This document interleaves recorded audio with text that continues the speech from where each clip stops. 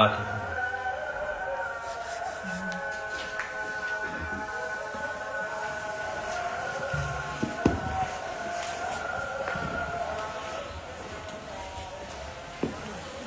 عليكم.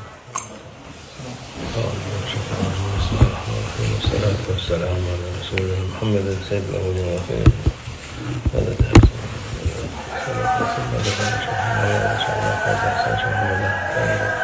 طريقتنا الصحبة والخير والجميع.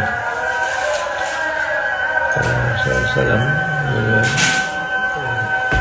Eski Katoliklerin anasıdır.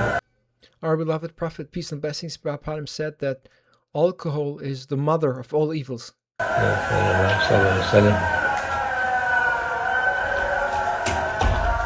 Her türlü kötülük ondan çıkar, ondan uzak durun diyor.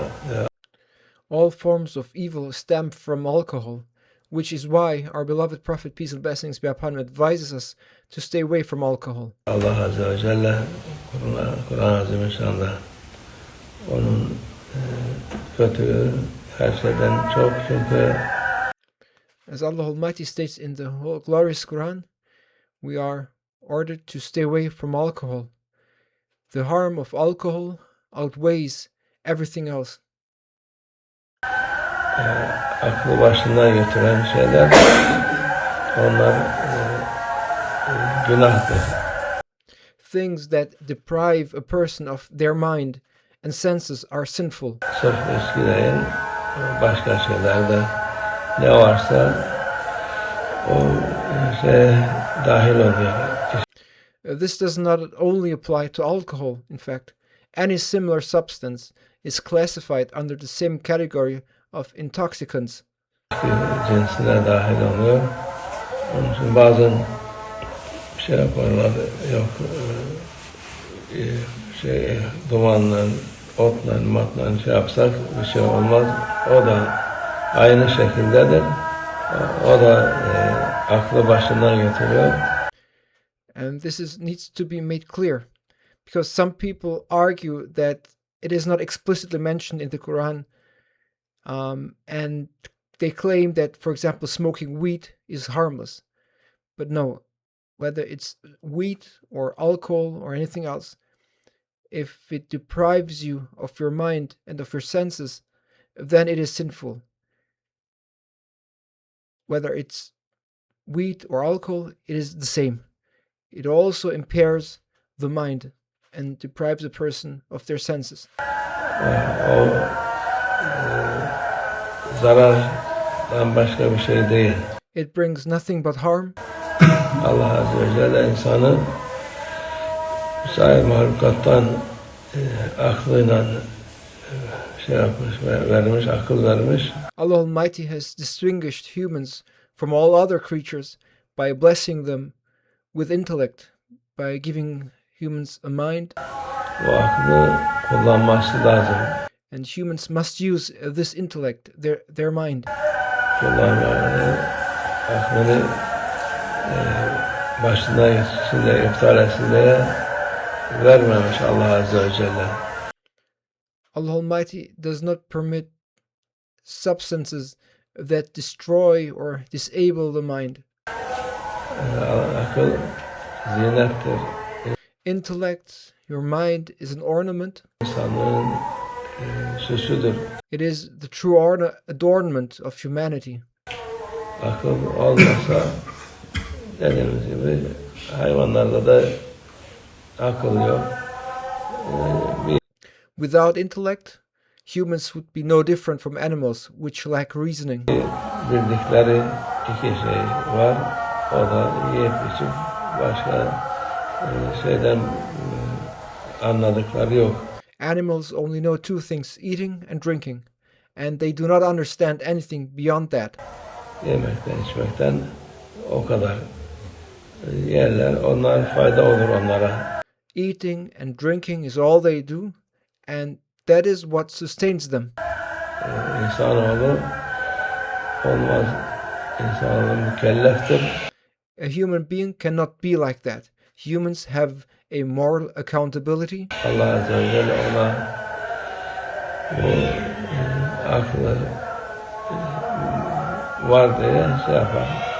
Akıl olmayınca mükellef olmuyor. Allah Almighty holds humans accountable because they possess this intellect. Without intellect, a person is not morally accountable. Yani şimdi insan içkiden madde aklı gitmiş, tımarhaneye düşmüş, deli olmuş, ne yaptığını bilmeyen insan için onların teklif kalkmıştır. A person who is naturally insane or mentally disabled has no religious obligations whatsoever.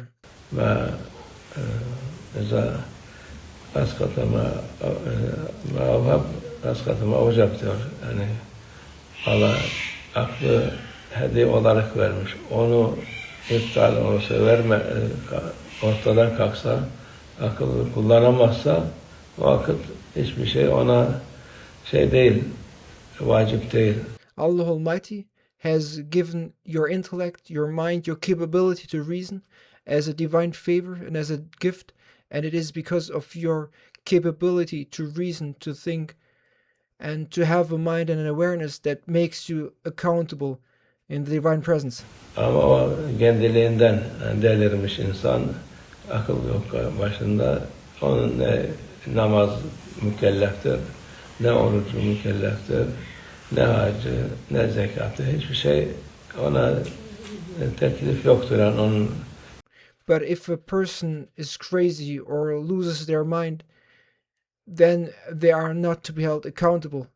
They are not obligated neither to fast, nor to go to Hajj, nor zakat. Nothing of that remains obligatory for a person who has lost his mind and lost his senses and can no longer think or reason and has lost moral accountability. Yapacağı emirler yoktur. Ama şey olarak aklını bu içkiyle, başka uyuşturucuyla yediren insan, o cezası var. What we've just described applies to a person who has lost their senses and their mind and their capability to reason because of maybe insanity and for reasons they do not control. They are no longer morally accountable. However, a person who intentionally destroys their mind through alcohol or drugs will face a severe punishment. Büyük cezası var. Allah muhafaza etsin. May Allah Almighty protect us. Ne yaptığını da bilmez. Şimdi bazen saçma sapan kanunlar var.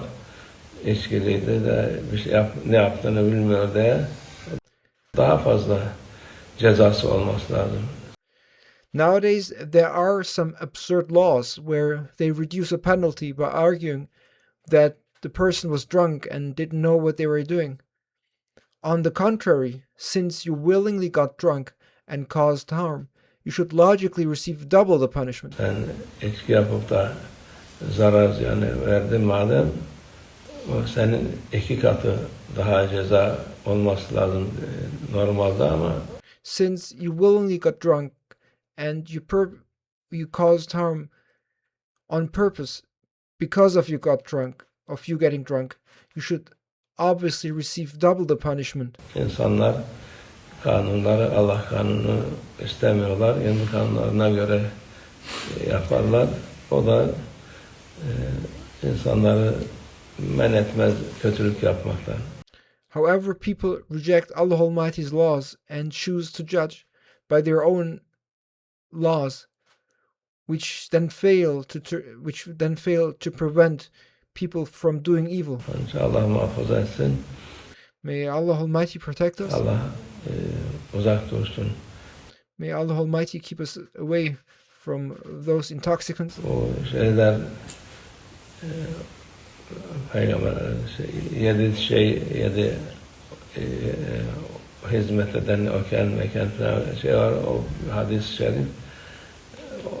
Öteki şeyler de aynı şekilde. Bu otları, uyuşturucu mekan, onları şey yapanlar, onlara da lanetlenmişler. And our beloved Prophet, peace and blessings be upon him, states in a hadith that those associated with alcohol, including those who serve it or those who grow wheat or harvest it, are cursed. This applies equally to other substances. Those who grow or distribute drugs are similarly cursed. Onun için o şey hiçbir zaman müsaade yoktur. Hiçbir zaman onları kullanmasına izin yoktur. And this is why there's absolutely no tolerance or permission for using such substances under any circumstances. Allah muhafaza etsin. Çok kötü oldu vaziyet, dünya, çoluk çocuk, insanlar her türlü kötülüğü bu şeylerden alıyor. May Allah Almighty protect us. The state of the world has become terrible. Children, adults alike are exposed to all sorts of evil through these substances. Akıl başından gitti mi her türlü şey. Bir de onu Once the mind is clouded, a person becomes capable of committing any kind of terrible act. alışkanlık oluyor, müdmin oluyor. Müdmin dedi, bırakamıyor. Furthermore, it turns into an addiction, and the person becomes completely dependent on it. Onun başlamaması lazım inşallah. Therefore, one should never start with it. Allah muhafaza etsin. Çoluk çocuğu, büyük küçüğü, herkesi bu kötülükten Allah. May Allah Almighty protect everyone, children and adults, young and old, from this great evil. Allah muhafaza etsin. Kötülüklerin anasıdır. O anasından da babasından da Allah muhafaza etsin. Alcohol is the mother of all evils, and may Allah Almighty protect us all from its roots and its consequences, and may Allah Almighty protect us all from whether it's the mother or the father of all evils, and may Allah Almighty protect us from these substances and being addicted to them and suffering from them. ومن الله التوفيق. الفاتحة.